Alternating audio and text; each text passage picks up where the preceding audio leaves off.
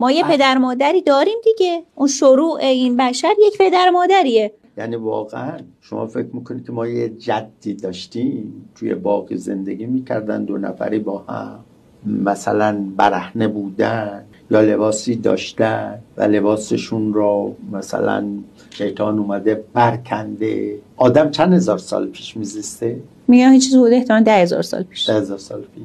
به نظر شما تو 10,000 سال پیش میتونه قیافه ما اینقدر تغییر بکنه؟ شمال اروپا، تو آفریقا، ژاپن، داروین میگه که نظریه تکامل رو میگه اگر میخوای صحبت از 6,000 سال، چون اونا میگن تو غرب 6,000 سال حضرت آدم، تو 6,000 سال یه موجه هم تغییر نمیکنه، میلیون ها سال لازمه که تغییر به وجود بیاد.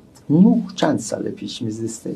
طبق اگر 6,000 سال پیش بخوایم بگیم آدم، خب از نوح کمتر میشه دیگه، احتمال 5,000 سال پیش. 5,000 سال پیش هم که تعداد محدودی آدم توی کشتی بودن، چند میلیون که نبودن. از نسل اینا ما همه شدیم دیگه، درسته؟ بله، از نسل 3 تا پسرای نوح. پس خیلی فاصله بوده بین آدم و نوح. و حالا خود داستان نوح شما چجوری بیانش میکنی؟ که این قیافات تغییر کرده؟ اینا چجوری میخوای حل کنی؟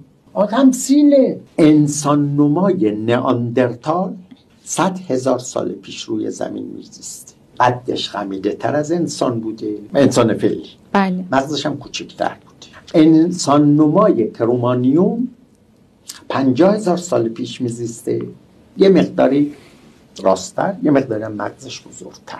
اون کتاب چی آمده؟ علم و دین ایام بارگوه، ترجمه آقای خرمشاهی، یک جمجمه که بهش میگن سوانسکوم، مربوط به 250,000 سال پیش، که اون جمجمه مغز پیشرفته تر از انسان نئاندرتال بوده.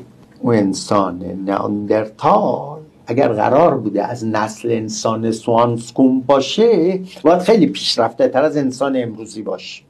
چه راجع به کتب مقدس بگیم، چه راجع به علم بگیم، یه حیرانی وجود داره. علمیش هم نمیشه خیلی حرف قاطع زد، ما نمیدونیم. و اینکه شما بفرمایید ما قطعا از یه پدر و مادر به وجود آمدیم، اشاره به اینه که شما را از یه منشأ به وجود آوردیم.